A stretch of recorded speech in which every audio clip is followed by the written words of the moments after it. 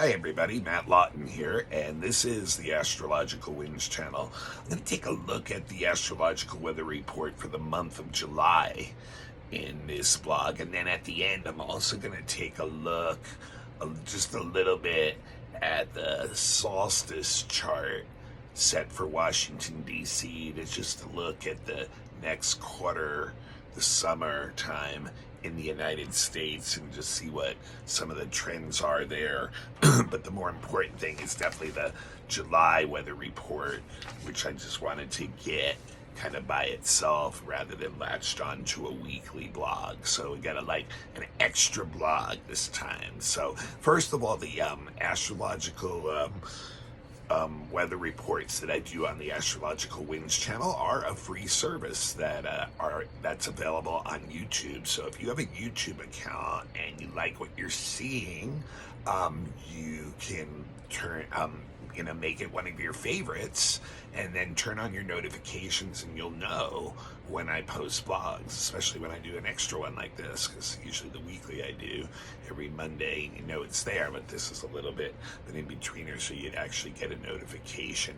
And remember too, it's on podcasts, guys. I mean, the podcast numbers are going up, which is just great. More and more people checking it out on the podcast, so no reason to actually look at the video, the podcast for you up to, check it out. And a lot of other times, I say to people at your gym or walking around or driving around or whatever, some podcasts can free you up. And remember, it's also available on Instagram, Astrological Winds channel. So if you have an Instagram account, become a follower, and I post the links there too. And I do post extra information on Instagram some weeks too. So this is a free service, and if you guys could help me out by passing the link on to somebody else that you think might be interested in it, I would really appreciate that. That's really the only way that I, want the blog to grow. I'm not really into, I just want it to be an organic thing, people passing it on because they appreciate it and think someone else might do so too. And the other way you can always support me, guys, is that I am a professional astrologer. I've been doing readings for over 20 years. I'm professionally trained to do that. Please get in touch with me if you need a reading done, or if you know someone that needs one done, and that's at mattHue823@gmail.com. That's mattHue823@gmail.com, and I'll give some more information at the end of the blog. So I just want to do the monthly first, because that's the most important thing. And I could a little bit talk about that chart, solstice chart set for DC at the end. And this month, there's five things I want to mention actually that are pretty bigger things than just what the weekly report picks up. So the monthly stuff, astrology is all about cycles. It's cycles within cycles, and so there's this longer background stuff that affects a year or even more, and then there's stuff that affects a month or so. So it's the monthlies, and then the weeklies I kind of tell you guys what's going on each week. So it's even a smaller cycle, and then each day there's even stuff that breaks down the week. So the monthly is one of the bigger cycles. It's obviously not as big as a yearly kind of energy, but can be tapped into that kind of energy where where the effects of it not go for beyond the month and can affect for as part of these yearly cycles. So that's some of what we got going on. There's some big changes this month. And Venus is going retrograde, which only happens every couple years, and that'll be in Leo. And July 20th, Chiron is going retrograde the very next day.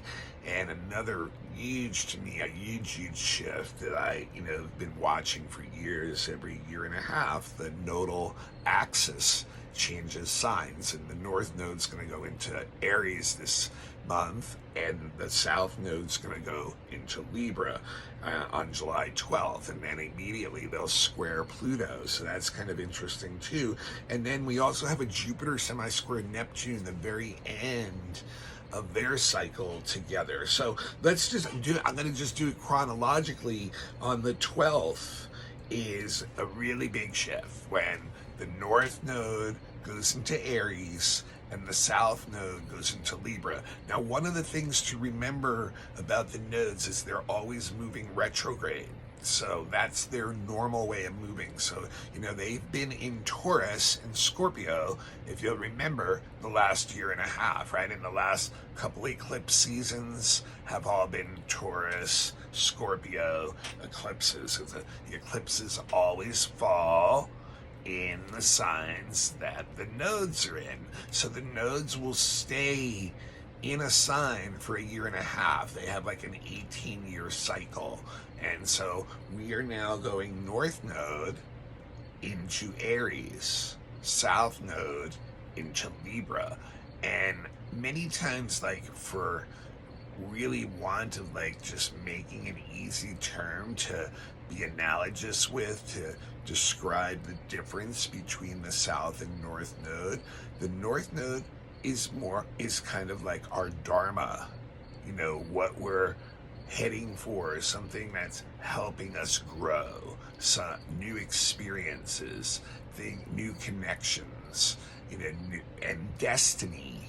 Destiny is tied up in it, and it feels a little bit awkward because it is new stuff. It's things that we're first like kind of getting exposed to on certain levels, and so it can be imbalancing at times, but yet there's a magnetic draw to what the North Node is, because inside we know that's where we are going to get the most out of what's going on right now in our lives, and learning and bringing us closer to the goal or road of what we should be purposely moving on in this destination, in this life.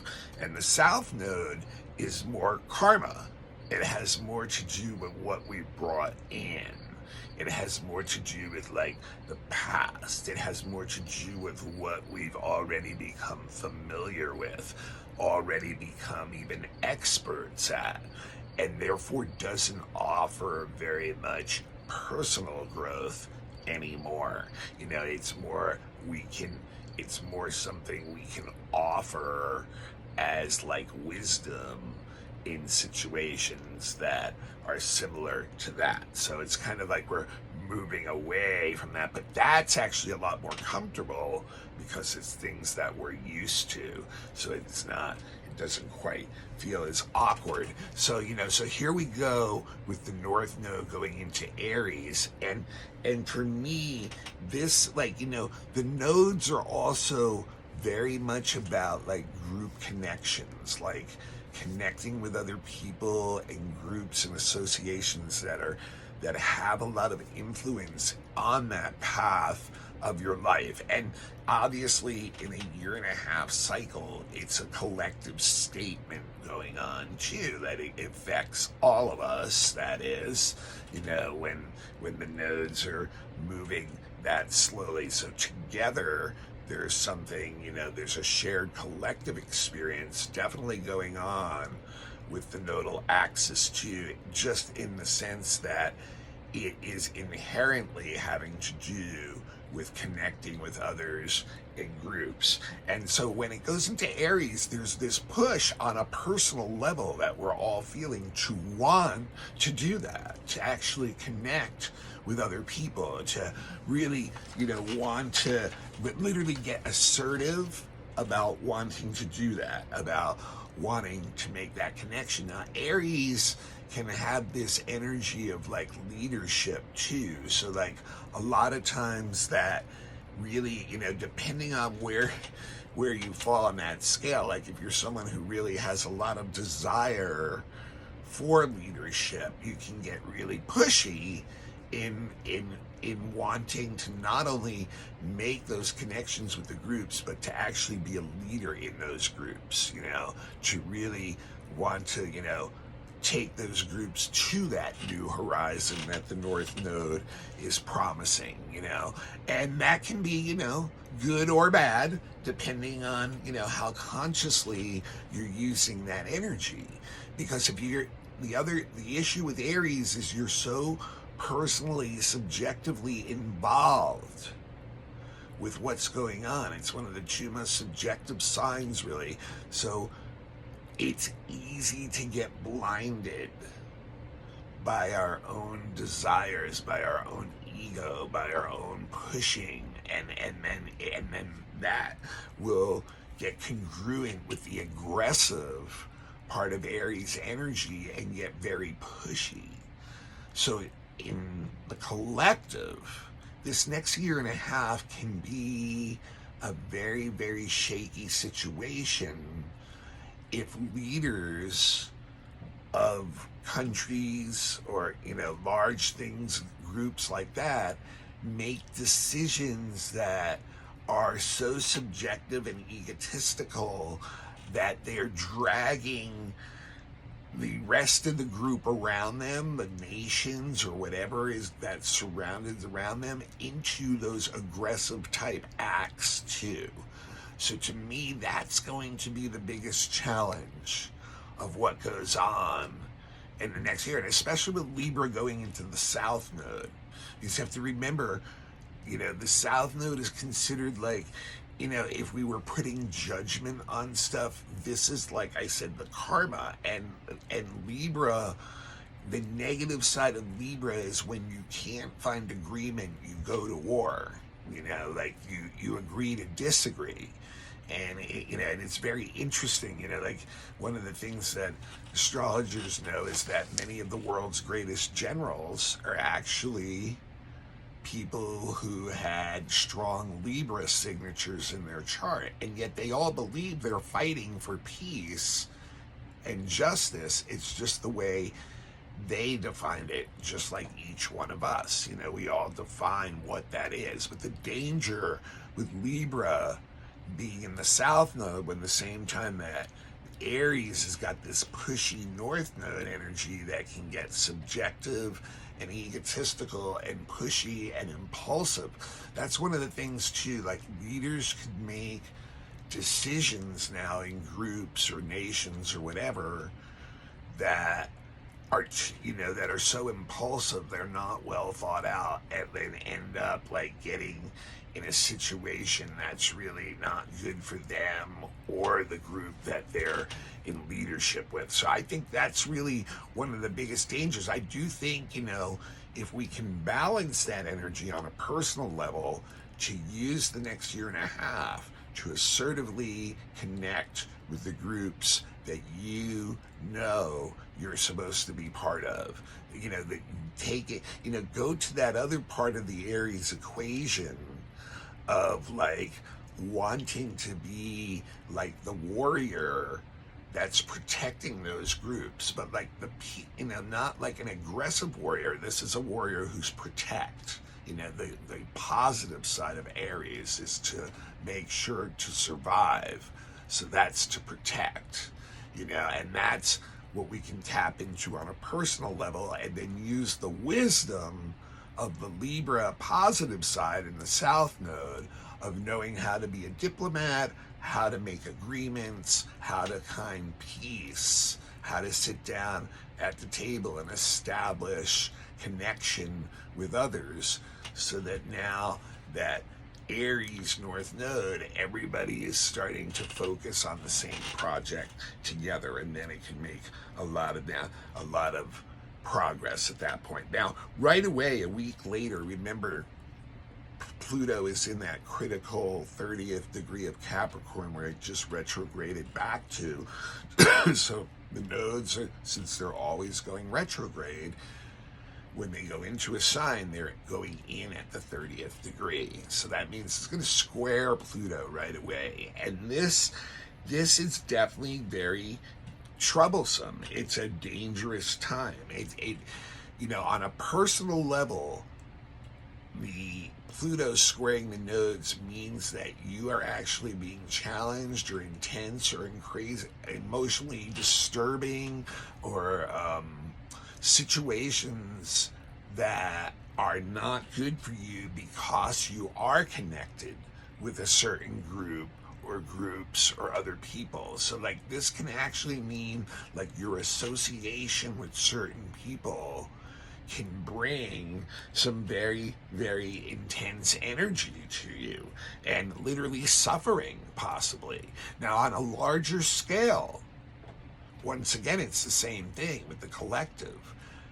Pluto squaring the nodes. This is the kind of thing, think about what Pluto represents. Plutonium, things that are like this very intense, powerful energy.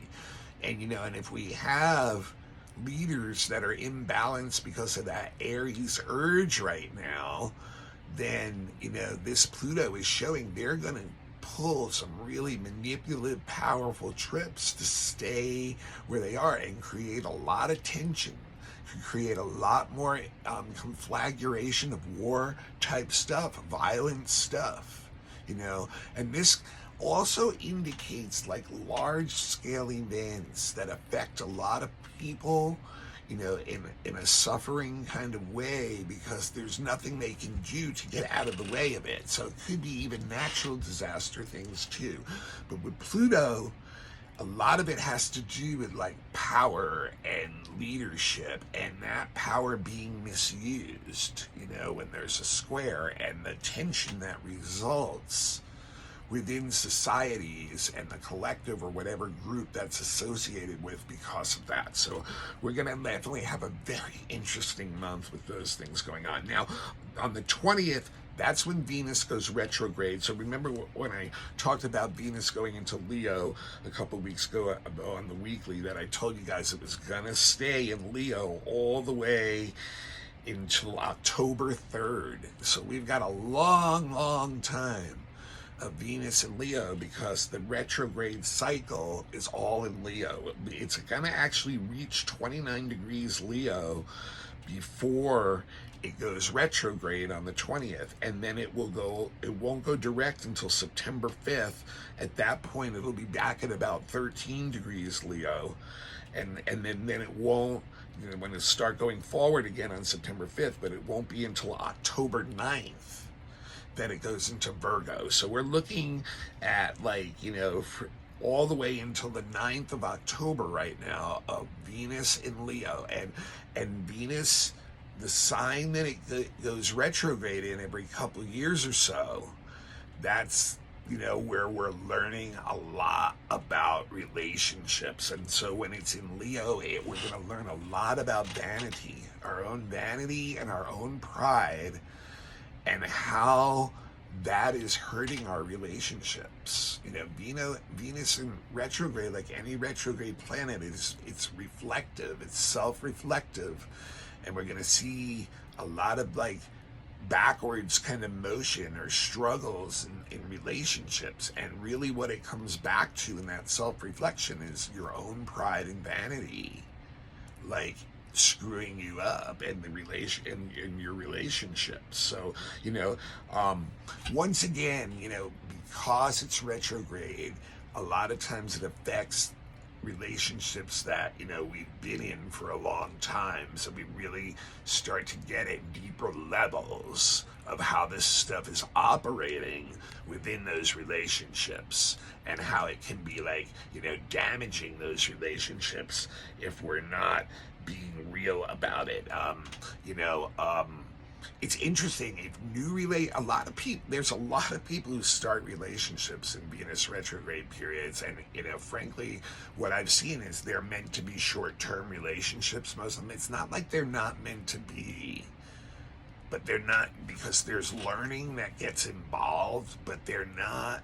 Usually, if you start a relationship during that Venus retrograde period, it'll end up being more of a short-term thing. And of course, Venus has so much to do with romance, so that's really, a big part of what is on a lot of people's minds with this stuff.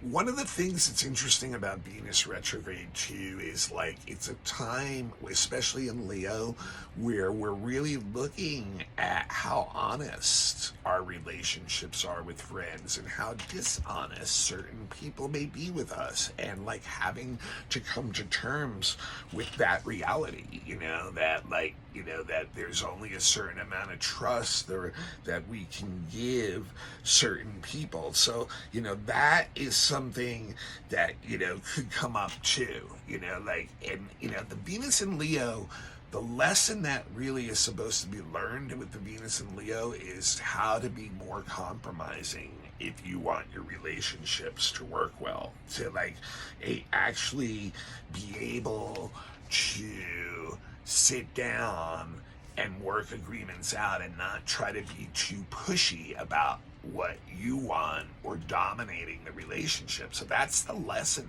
And that's why there's a lot of vanity and pride issues involved when we look at this. And it even spills over into another thing. And another thing to think about when Venus is in retrograde in Leo. Are a lot of your relationships and the people, friends, or whatever that you hang out with, mainly because of who they are, and you want to hang out with those people, what you consider kind of like the in crowd, right?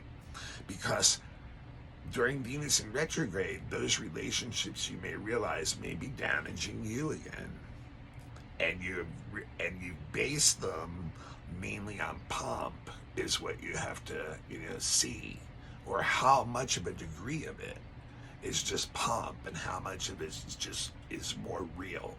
So that's another part. This is, Venus retrograde is never an easy thing.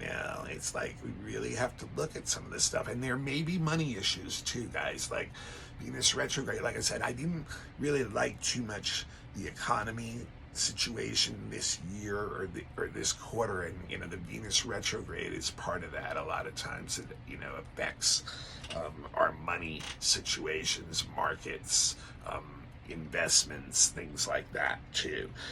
So that period we'll be going through, and then the very next day Chiron goes retrograde on the 21st, and that will be right around till the holiday season, and that'll be, once again, it's a time of like really, with Chiron and Aries, self-reflection about how we hurt ourselves, how our own actions hurt ourselves, how we're responsible, how we get too impulsive at times and hurt ourselves, So, that's really, a lot of self-reflection there too.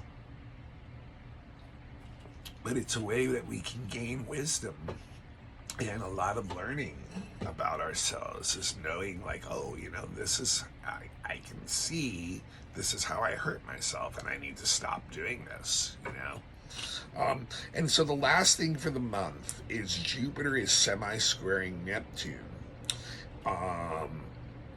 Right at near the end of the month. I think it's the 25th, exact. Or the 27th. I'm sorry, 27th. And so this is the balsamic phase of their cycle. It's the last phase before they're going to conjunct again in a couple of years. And so they conjuncted in July of 2009 in Aquarius. And Jupiter and Neptune together is all about idealism in a very abstract way, in a philosophical way, in a value-driven way. It can get religious, it can get fanatical about idealism, what it believes in. And back in 2009, if you'll remember, it was another very tumultuous time when Pluto and Aries, and when Pluto and Cap and Uranus and Aries had both gotten, in the beginning of those signs, squared each other. There was all kinds of stuff going on, like And that was when Obama became president after 8 years of George Bush being president. There was a lot of change going on. There was Occupy Wall Street. There was the formation of the Tea Party. Very idealistic ideas, huh? When you think about it now, how long ago that was, how idealistic the things that came out of that time was during this, and it was in Aquarius. So like people like in Aquarius are real, it's doubling down on that idealism. It's becoming something that's ingrained in their mind, in their head, in their ego, to really, and unfortunately Aquarius can set up an us versus them mentality and be very stubborn about not wanting to, even sit down with the other side and try to, so what have we had since then, right? So the balsamic phase of this cycle is the death of that energy. It's all of us seeing how it's failed us. How, being so stuck on an abstract ideal, it didn't work out the way we thought it was going to work out, And so this is, once again, a lot of self-reflection. It's the dark side of the moon part of this phase, And now we can see how impractical we were, in the real world. That, people just, they don't, the expectations we have now that we had then, it's obvious now that they were. So this is a time of rethinking that and what are we going to do in this next phase when they conjunct again in a couple years, and what have we learned from that, and so it's very interesting. Very interesting energy that we have here to reflect about and figure out where we were delusional, basically, about putting our ideas into the reality of what humans really are, at this point. So a lot of interesting energy this month. Now, I've already gone 25 minutes, and I did want to just talk about the summer solstice chart for Washington, D.C. I'm not going to get into it as deep as I normally do on this, but to me, and I the chart's going to just be seen backwards here anyway, because I'm shooting the phone at myself. But my key things, there's just a few things that really jump off at me in this chart that I just want you guys to mention. So it's for Washington, D.C., so this relates to the United States, the next 3 months, the social, cultural, political kind of atmosphere that's going on. One of the first things that jumps at me is Saturn, which is retrograde right now, is actually conjunct the descendant in the 7th house. And just like earlier in the year when I did the other solstice chart for the year and then the quarterly in the spring, this shows once again a lot of issues with enemies and allies, open enemies and allies that the United States still has to deal with, and just feeling restricted in what we can do in a certain situation. So I really think this is once again the situation that was created by Russia invading Ukraine and the U.S. kind of in this kind of time period where we're not really into being too involved in the world stage, but yet at the same time, we are part of the world. So there's this restriction, and it's been really hard for us to agree with our allies what to do about this stuff. And obviously, what Russia is doing, and even China, our open enemies, basically is feeling, it feels a little dangerous. It feels a little restrictive. It feels like it could go the wrong way, So once again, there's a lot of tension in this area, and retrograde Pisces. So there's different people looking, both sides maybe looking at it differently in the U.S. politically, how to handle that situation. maybe being caught up in old beliefs that aren't working for the current situation too. Both in like trying to figure out what to do about the situation with our allies, that is NATO, and then you can apply that energy to any other situation in the world the U.S. is going through with situations like that. Other thing too, was still showing an 8th house that has Neptune, Chiron, and Eris all in the 8th house. And to me, that's still showing weakness, deception even, pain in the international economy and markets, that like there could be a lot of chaotic changes and a lot of chaos continuing in economy because it has become a one world economy in a certain way. And so the US is influenced by international finance, by what other banks do, by what other countries are going through economically. So this shows that, right now, there's weakness still in that sector. There's weakness in international finance, in banking, maybe the bank in Germany, and that there's there may be a lot of painful stuff that has to be gone through because of this that could create a lot of change and chaos in the markets and in people's economic reality. The 9th house is also loaded. It's got Uranus, Jupiter, and North Node. So this continues the same thing. Those first two charts of this year also said that the 9th house is a big focus right now in the US, and that represents the courts. And amazingly enough, again, what's really interesting about this is the Uranus being in there, the surprises that are coming up, because right now I think a lot of people really expected especially the Supreme Court to be politicalized to the right, which some of them may be, but right now most of the rulings this year have actually been surprisingly more towards what the left side would want. So, and that's continued even this week with the rulings on gerrymandering. So really interesting too, because Jupiter is there in the 9th house, and that represents the courts and their tradition. So what I think's going on is a lot of these judges are having a crisis of consciousness after being accused of being too political.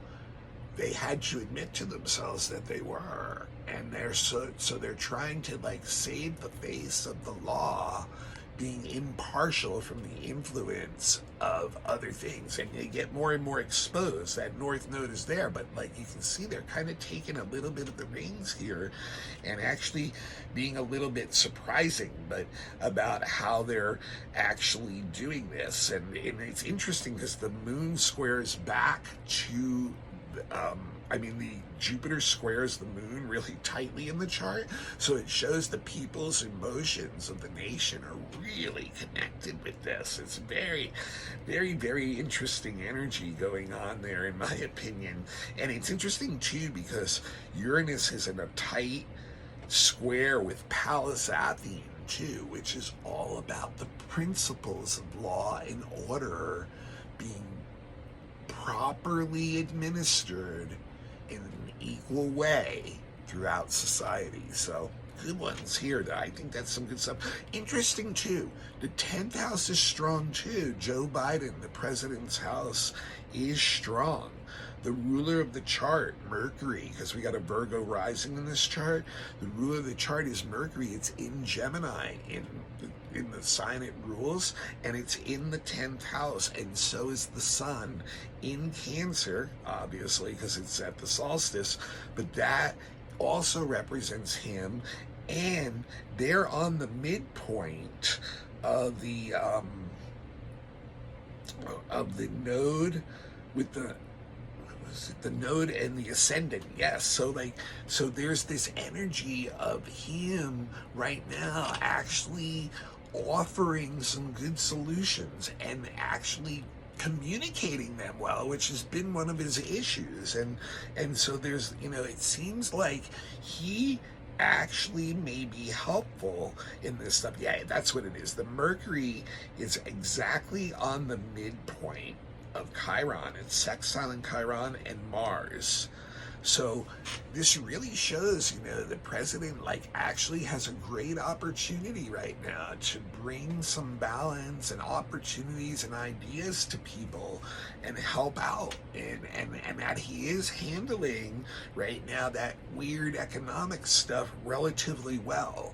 And that he's using the institutions of the country relatively well too, with the Mars in the 12th house. So very interesting. And it's an empty 11th house too, so it shows Congress is doing nothing. They're just stuck. And then one other thing I wanted to mention was the 12th house is really full. The moon, Venus, and Mars are all in the 12th house. And I think this is really people there's people just being a little bit concerned,